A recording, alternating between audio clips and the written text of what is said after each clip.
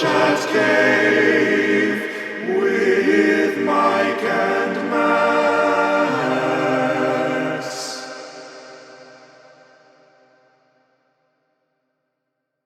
Hello and welcome to another Chat Cave brought to you by Mike McG TV. Check it out, youtube.com/Mike McG. We are your hosts. I'm Max Andrews, one of the like 33 geeks by now, but 3 geeks. You can find us at 3geeks.ninja. All our socials, 3 Geeks Podcast, Facebook, Instagram, Twitter, all the good stuff. Check us out, 3 Geeks. But your other host here, the one, the only Mike McG. Hello. How you doing, bud? I am doing all right. And given that we're gathered here today on a more somber note, and we have a lot of these actually in the in the Chat Cave library, a lot of in memoriam type of episodes, but I find it's good to be able to explore that a little bit, reflect a little bit on some of the artists and some of the creators and creative minds that have brought a lot of joy to us through Batman.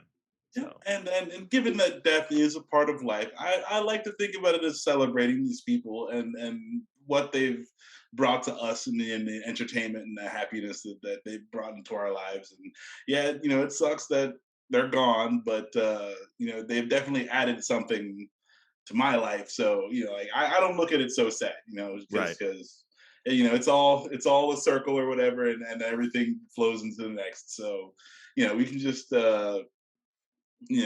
be happy that we've gotten these things from these people and enriched ourselves in something from. But yes, the great Neal Adams has passed. Yeah, and he deserves a moment of reflection and celebration. Absolutely. We'll get into it here because I was, looking up a little bit more with regards to his bibliography and things like that, and was really blown away by a lot of things, which we'll get into, I'm sure. But first and foremost, why he's being talked about on here, because he basically revitalized Batman for a whole generation and kind of set a standard of what not just Batman could look like, but what he could feel like as well as a character. Kind of brought him back to the darker detective aspects of his character after, the 60s, the Adam West stuff was a lot of all the rage. The Flash and the Boom Pow. Yeah. And it was between him and his collaborator, I believe it's Dick Giordano, and writer Denny O'Neil, who we commemorated as well here on the podcast a while back. They really brought a more down-to-earth approach to Batman, which we're still exploring even as recently in the most recent Batman movie. So, and I wouldn't even exactly say more down-to-earth because there's fantastical stuff, yeah. But it's just not comically not funny and silly. Right. Because it's still a dude getting dressed up in a bat costume and he's fighting a homicidal maniac who calls himself, paints himself in clown makeup. But it was more gritty and darker and the Joker was, he portrayed the Joker as a homicidal maniac, more as a goofy kind of just guy. It was the 5-Way Revenge. There was a story that really kind of brought back the killer Joker aspect. And that I remember because I've got a lot of collected Batman stuff that I've been going through, and a lot of Neal Adams' work is present in these volumes. And so, Joker's 5-Way Revenge. He's a co-creator of Man-Bat and Ra's al Ghul. Yeah, and the Al Ghul family after that. So it's he's definitely put his thumbprint on Batman forever. You can't. No one imagines a Batman now without these characters involved. So it's definitely it's something that not a lot of creators get to do, add to the canon. What, even though some creators do add to it, nothing really sticks, no one wants to tell these stories over again or reimagine them.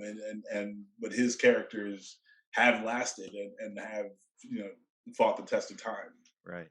And just to say something with regards to his art style overall, is that it felt like a perfect transition at that point in not just comic book history, but also in world history too. Because yeah, we were coming out of the '60s and into, some more murkier times or turbulent times in the late '60s and '70s, and a lot of the pop art aesthetic in the comic book industry was slowly kind of diminishing and making way for more realistic kind of depictions. Yeah. And that's absolutely where Neil's artwork comes into play, because it is a lot more in proportion to reality, but it's still dynamic. And Yeah. absolutely, like, I love the expressions on his characters' faces. Like, they're very realistic looking, but also, like, again, you can tell exactly what Bruce Wayne's thinking, in that even if it's a more, not photorealistic, but within more human proportions than what we had prior with, Right. like you said, the more sillier type of visuals. You can barely tell, but this is Neal Adams right here. On my wall, I've got a Green Lantern, Green Arrow a picture, just pencils or and ink that he did, Yeah. and it's sick, and it's yeah, it does have like like the leaner, like more kind of cut uh superheroes, but like it's a very stark contrast to like if you look at like the Batman show, the freaking Adam West Batman is more soft and like Hmm. more like a regular guy, but like Yeah. this kind of introduced the gym rat superheroes. Yeah. Yeah. A little bit, but not like to ridiculous proportions either. No, Like, no, Batman isn't this hulking like yeah, brute. he He's, doesn't have a Liefeldian chest. yes, jutting out to here or anything like that. Yeah, it's absolutely like proportionate. So it works well. You mentioned Green Lantern. Yeah, he really revitalized Green Lantern and Green Arrow in that era. Was it the Mhm. hard traveling heroes Yep, era? yep. And they And delved into some more like socially relevant stuff too. oh yeah, yeah, like overpopulation, racism, a lot of like core issues. And I mean, I know like he's the artist, so like it's not like his stories per se, but like he was like he brought it to life Hmm. and made it like like it captured you visually, especially again like what I'm saying with the contrast of like we're switching to this now. Yeah, um that iconic cover of like Green Arrow shattering the lantern mhm, as Hal Jordan's in the middle of his oath. Like, that's an iconic image, and it's like he brought a lot of things, like you said, overpopulation, community, disparities and racism. He oversaw, artistically at least, like Speedy becoming a heroin junkie. mm. Like, and that was Yeah, pretty hard hitting for yeah, that time drug use. too. Oh, for sure. And like, and again, that's a part of the times too. So it's like it's interesting how the times kind of dictate the stories, and the stories reflect the times. Um, yeah, because like everyone was doing cocaine and all that stuff back then, and heroin, and was ravaging the black community in that time. So like that they chose to tell these stories was very brave, Hmm. and they're still great stories. It's just yeah, like that's just iconic. One quick Green Lantern thing. Hmm. John Stewart, the Black Green Lantern, was a Neal Adams. He created the look of John Stewart. That was his one of his characters. And I remember I saw him in an interview telling the story. He's like, all right, well, like cool, we'll do a Black Green Lantern, but don't give him a black name. Just give him a name. Hmm. Like make him a person. And it's like, and they said something to me like Franklin Washington. It's And he's like like, no, no. no. So like that even still is like black people are people. You can't just do that.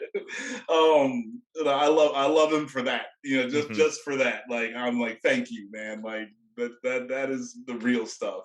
And and John Stewart is one of my favorite characters to this day.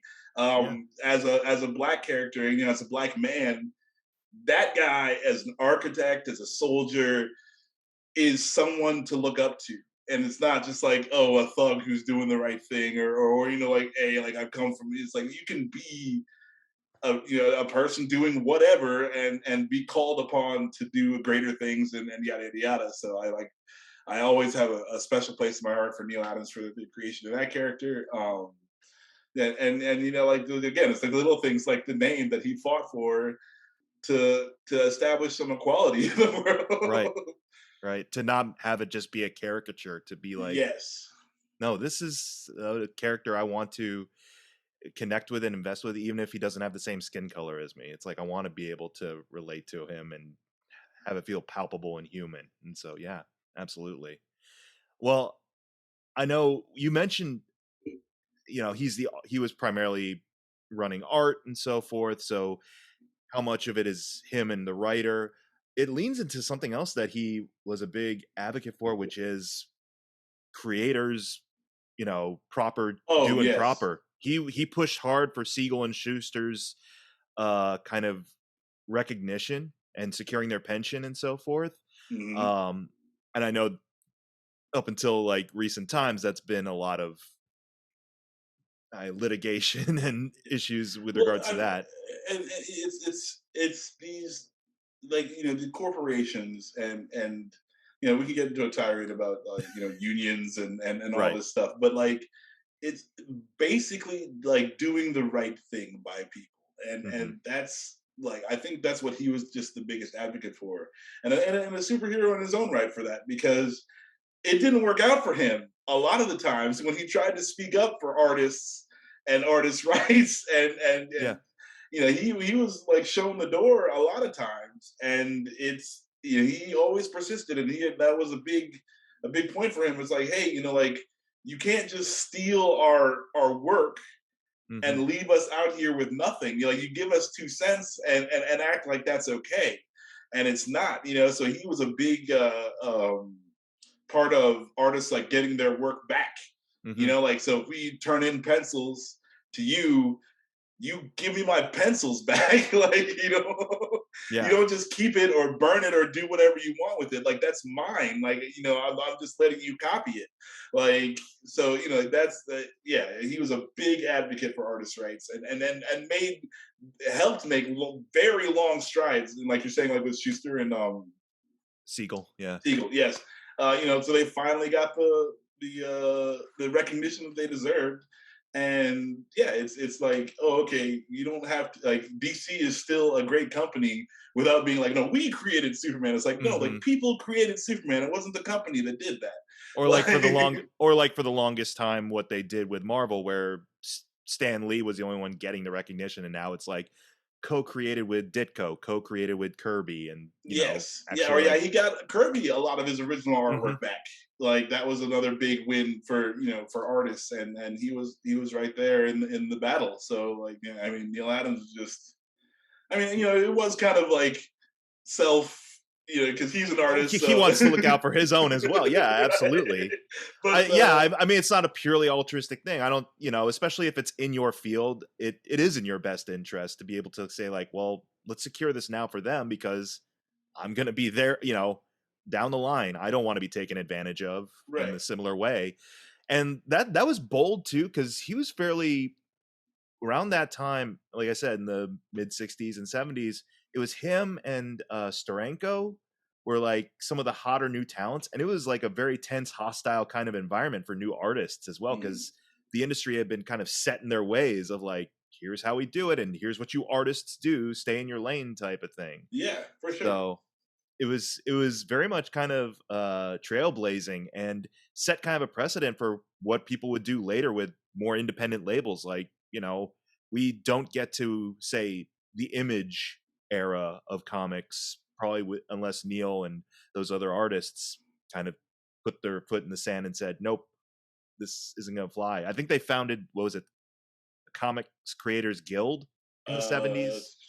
One sec, I have it here. Yeah, Uh, because you mentioned like the idea of like unions. It was basically just an organization to get each other's backs, essentially. the Academy of Comic Book Arts. Okay, He that's what it formed was. with Stan Lee, but that didn't last too long. Oh, here we Um, go.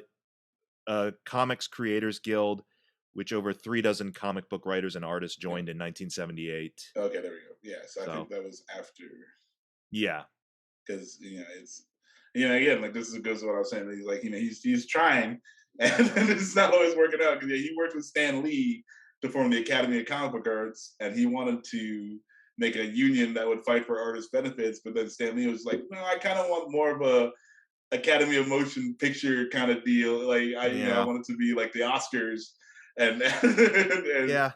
and more of just a show thing. Yeah, it And was just, it was more of a showmanship type thing for Stan because at that time he was full on in like I'm the figurehead. So right. So yeah, so that didn't work out. He has to go make this other thing, and it was good, and mhm. that's it would have been nice for Stanley to be on what I consider the right side of that one, but like, that's how it Yeah, goes. I mean, unfortunately, that is how it goes. I mean, that's a complex thing about a lot of people in the industry and in this nerd culture that we really enjoy is that they can be shrewd businessmen first, which is unfortunate because they come from that era where it's like free spirit and the creativity was let loose, and that's certainly an aspect of it. But also, like, yeah, they can also have some shrewd policies as well, Mhm. and you just gotta give and take with that. Yeah, and that's just how it is. And then again, like, nothing other than against Stan Lee, because he was where he was at, and that was, like, that's like, if I was there, I'm not. Who am I to say I wouldn't do the same thing? I'm like, nah, Yeah, bro. Like, I like putting my name on things, dude. Like, yeah, yeah. but yeah, but again, like, Neal Adams really fought for the small, the common man, and the David to the Goliath in a lot of these situations. And something I discovered when I was kind of doing some read up on him is like things that extended beyond just comic book and into art in general and how art, affects not just culture but the cultural mindset. Did you know about his Dina Babbitt project and related to the Holocaust and No. anything like that? So it was in collaboration with like the Institute for Holocaust Studies, and basically tried to return the original artwork of this artist named Dina Babbitt, who was in a Nazi death camp and was forced to work as an illustrator for Mengele Huh. and do like detailed paintings of like these ideas that Mengele had about the inferiority of other races of people and things like that. And so he really championed to be able to recoup that artwork for, her in that regard because he wanted to be able to document it and uh be able to say like, no, this is important too. It's not comic book art, but it is art, and it is very important when it comes to chronicling like the tragedy and atrocities that took place, you know. And so that was really interesting. I Yeah, found. yeah, and it's, again, it's like, he was on the right side of it. It was, like, these things need to be, the artist should have some control over their art, Mhm. and some facility in what happens with their art.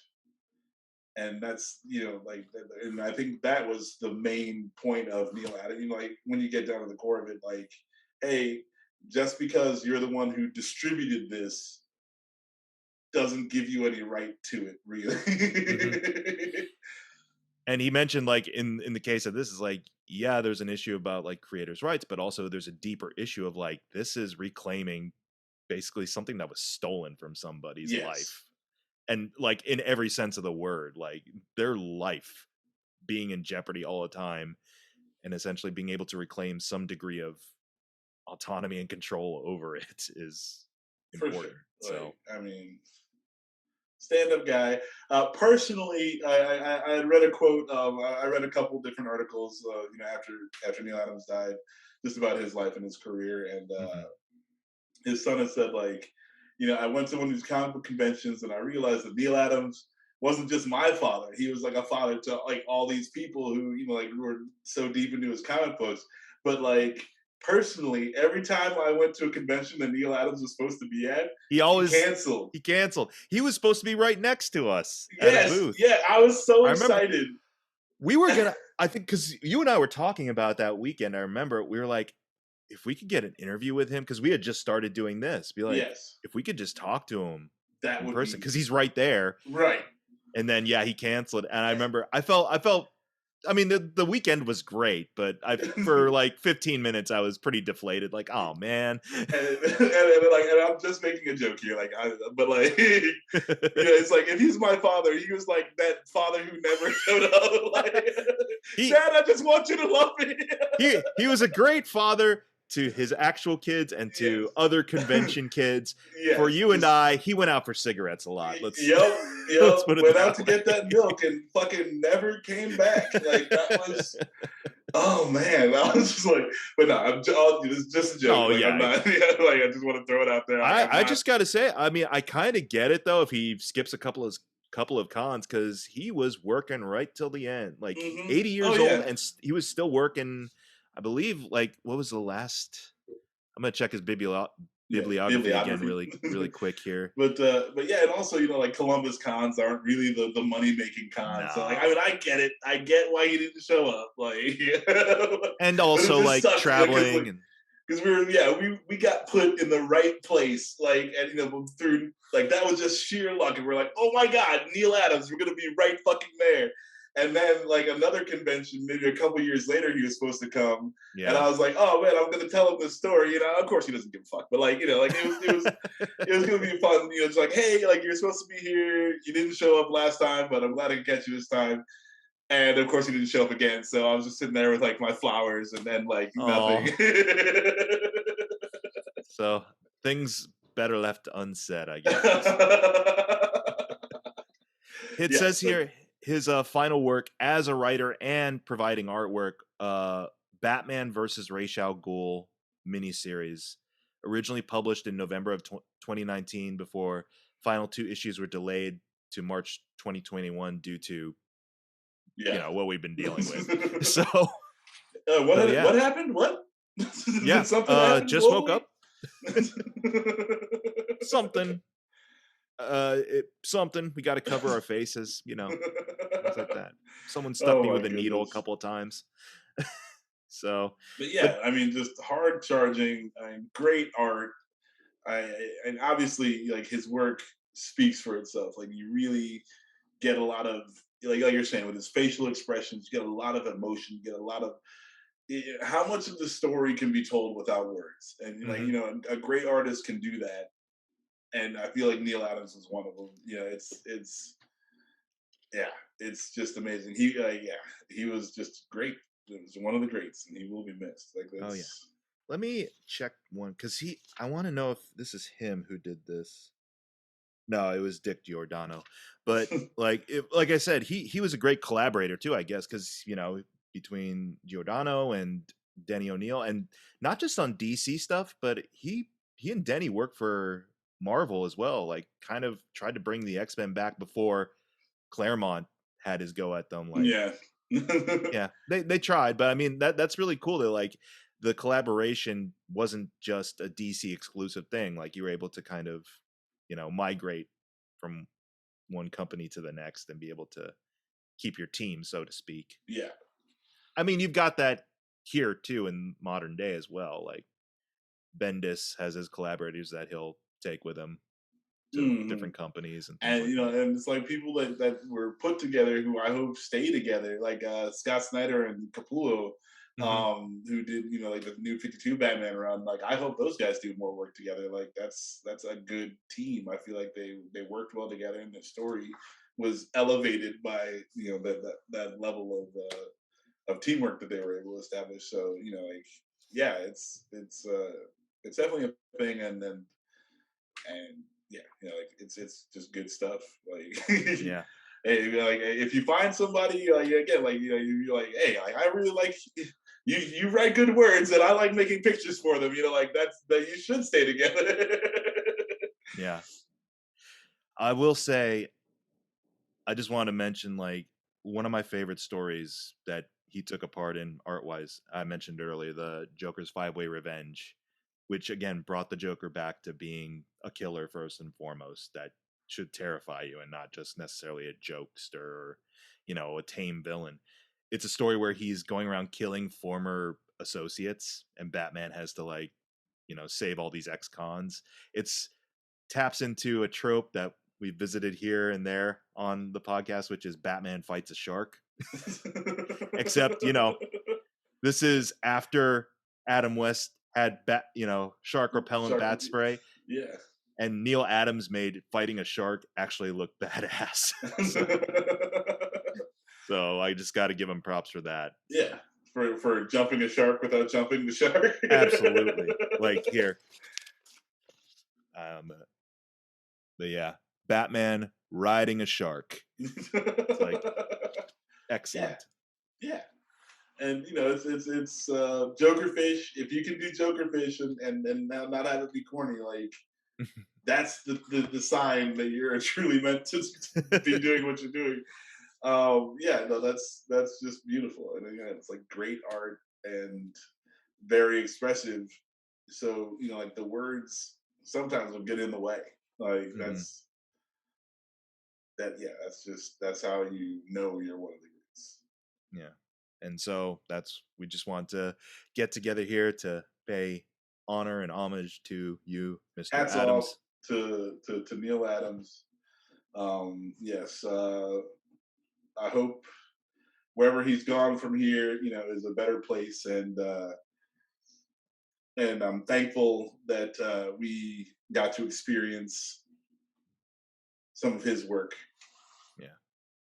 I can't not recommend any of the stuff that he did with either Denny O'Neil or his other collaborators. Like, go check out some of these stories, some of the older ones too. Yeah, and it's from a time where comic books could be a little hokey. It's like if you go back and watch like the Thundercats, Right. or the original He-Man, you're like, I know that only a child could get hooked on this, because this was the turning point. It was just like his art style partnered with the writing was just like, we're going to turn it around. We're going to make it a little bit more serious now. Yeah, and it's for adults. Obviously kids are going to read it, but adults can read it too and enjoy it and get something out of it.